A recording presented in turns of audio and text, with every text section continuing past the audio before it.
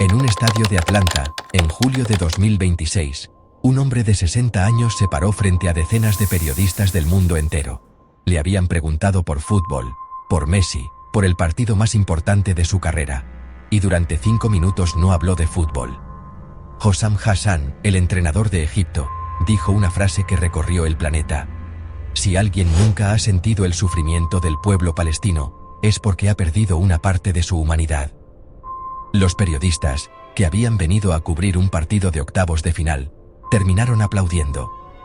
Ese mismo día, a miles de kilómetros, en las gradas de un estadio, el actor Javier Bardem desplegaba una bandera palestina y la compartía con el mundo desde su teléfono. Dos hombres muy distintos, en dos rincones del mismo torneo, haciendo el mismo gesto. Y ese gesto, repetido en estadios de todo el planeta, no es una anécdota deportiva, es una ventana a algo que la ciencia del comportamiento lleva décadas estudiando, y que casi nadie conecta con lo que estás viviendo ahora mismo cada vez que enciendes la televisión. Porque lo que hicieron ellos, y lo que millones de personas no hicieron, tiene un nombre en neurociencia. Y entenderlo cambia por completo la pregunta de qué significa ser una buena persona en el año 2026. En el Instituto del Bienestar lo sabemos bien, porque hemos dedicado miles de horas a estudiar qué políticas públicas, qué sistemas de gobierno y qué modelos sociales generan más bienestar, más libertad y más felicidad en las personas, durante más de 20 años. Y hay una pregunta que atraviesa toda esa investigación, una pregunta incómoda que hoy vamos a mirar de frente, sin propaganda, sin decirte a quién odiar, con datos. ¿Se puede ser un buen ser humano mientras se aplaude un espectáculo que sirve para blanquear un exterminio que ocurre en tiempo real? No es una pregunta moralista. Es, literalmente, una pregunta de neurociencia. Y la respuesta te implica más de lo que crees. Empecemos por los hechos, porque este canal se construye sobre hechos y no sobre indignación suelta. En el Mundial de 2026, organizado por Estados Unidos, Canadá y México, ocurrieron varias cosas al mismo tiempo. Por un lado, una ola de solidaridad recorrió las gradas. El entrenador de Egipto, Hossam Hassan, ondeó una bandera palestina tras clasificar a octavos, dedicó la victoria al pueblo de Gaza, y en rueda de prensa pidió, textualmente, que dejen vivir al pueblo palestino. Hizo algo más. Y aquí es donde este mensaje conecta directamente con lo que investigamos.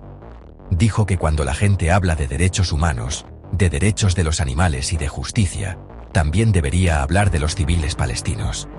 Comparó explícitamente el castigo que la sociedad aplica a quien maltrata a un perro con la impunidad ante la muerte diaria de inocentes.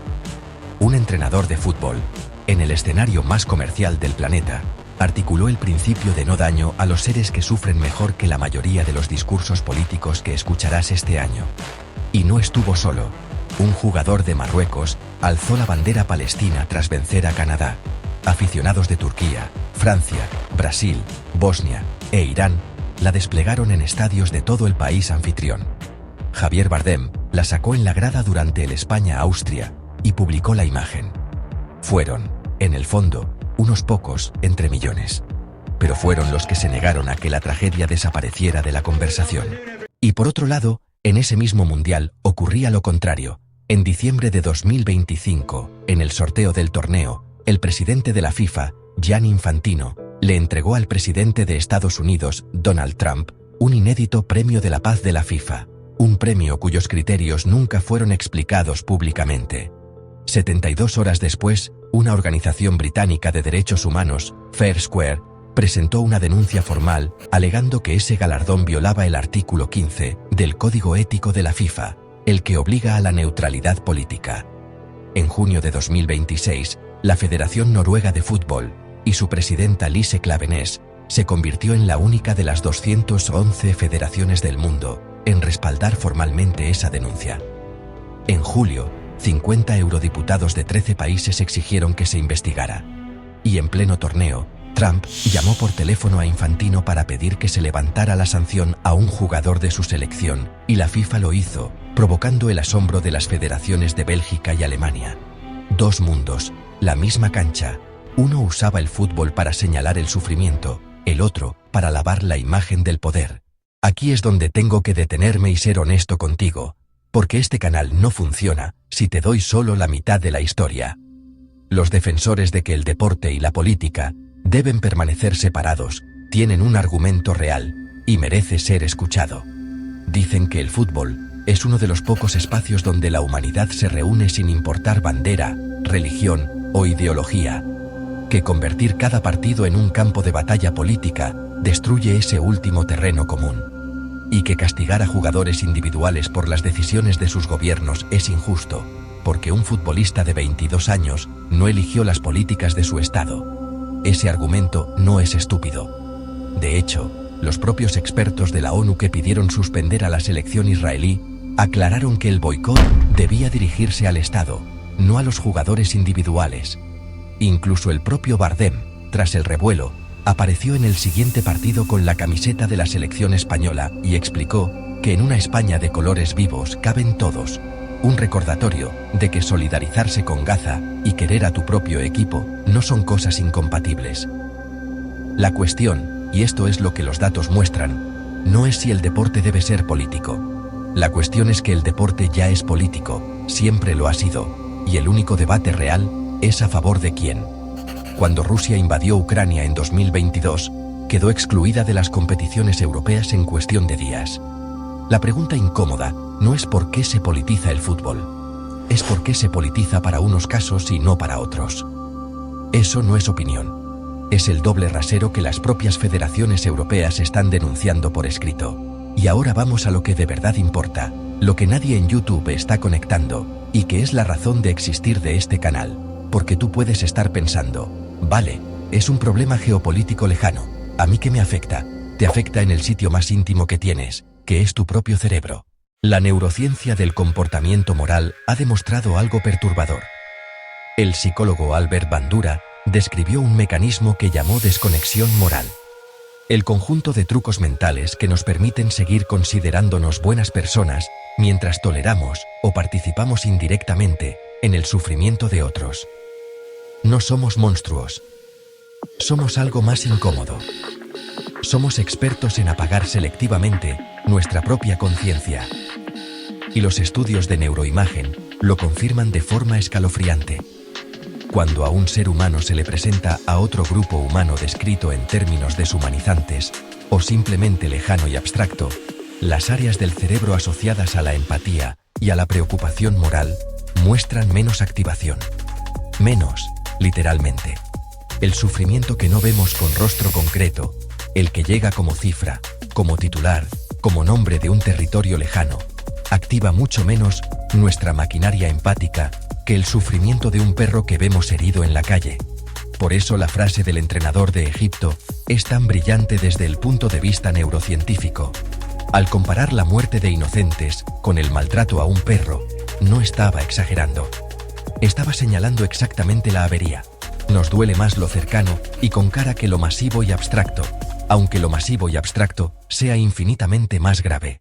Este contenido lo damos gratis en este canal y en nuestras webs institutodelbienestar.com y en wikifelicidad.com para mejorar tu bienestar. Puedes acceder a nuestros artículos y guías gratuitas para ahondar en contenido de valor, para optimizar tu bienestar y felicidad. Y lo digo aquí, en mitad de este análisis, porque lo que viene ahora es la parte que de verdad puede cambiar cómo te sientes contigo mismo. Existe un segundo mecanismo, estudiado desde los años 60, que se llama el efecto espectador. Cuanta más gente presencia un sufrimiento sin actuar, menos probable es que cualquier individuo actúe. La responsabilidad se diluye entre la multitud. Y aquí está la trampa perfecta que representa un gran espectáculo deportivo global. Reúne a miles de millones de espectadores simultáneos, todos mirando lo mismo, todos sabiendo lo mismo, y esa masa colosal de testigos, en lugar de amplificar la respuesta moral, la anestesia. El estadio lleno se convierte en la coartada perfecta. Si todos aplauden, si todo el mundo sigue con su vida, entonces tú también puedes. La multitud te da permiso. Los estudios con electroencefalografía muestran que el testigo pasivo de una exclusión o un daño experimenta una reducción medible de sus respuestas fisiológicas de empatía. No es que nos volvamos malos. Es que el cerebro, ante el espectáculo compartido, baja el volumen de la alarma moral. Y esa es exactamente la función neurológica de lo que en el deporte se llama, con crudeza, sportswashing. Usar la emoción legítima y hermosa del juego para lavar la imagen de lo que no debería poder lavarse. Pero aquí llega el dato que le da la vuelta a todo, y que es la razón por la que este canal cree en la agencia, y no en la desesperación. Los mismos estudios de Bandura demuestran que la desconexión moral se rompe en el instante en que el sufrimiento se personaliza. Cuando la víctima deja de ser una cifra y adquiere un rostro, un nombre, una historia concreta, la maquinaria empática vuelve a encenderse con toda su fuerza. La investigación es contundente. La mayoría de las personas se niegan a comportarse con crueldad cuando la situación está personalizada, cuando pueden ver a quien sufre, en lugar de imaginarlo de forma remota. Y esto lo cambia absolutamente todo. Significa que la solución no es sentir culpa por ver un partido de fútbol. La culpa paraliza y no ayuda a nadie. La solución es entrenar deliberadamente lo contrario a la desconexión, la reconexión. Ponerle rostro a la cifra, leer un nombre, escuchar una historia. Negarse a que 73.000 muertos, según los datos del Ministerio de Salud de Gaza que la ONU considera fiables, se conviertan en un número que resbala. Porque un número no activa tu cerebro moral, pero una persona sí. Eso, exactamente eso, es lo que hace una bandera desplegada en una grada, le devuelve un rostro a lo que el espectáculo tiende a borrar. Y aquí es donde debo ser aún más honesto contigo, porque la ecuanimidad es lo único que hace valioso a este canal. No conviene idealizar ningún gesto, ni convertirlo en un concurso de quién publica el mensaje correcto.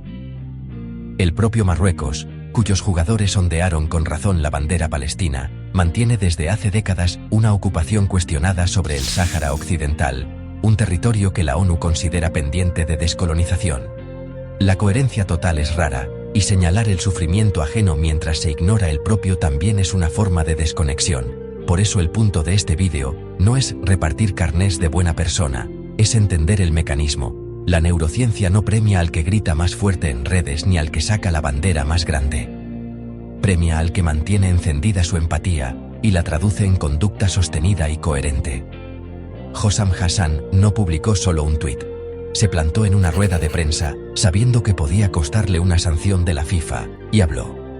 Esa es la diferencia entre el gesto vacío y el acto con consecuencias. Entonces, ¿qué significa todo esto para ti, que estás escuchando esto un fin de semana, quizá cansado, quizá con ganas simplemente de ver un partido y desconectar?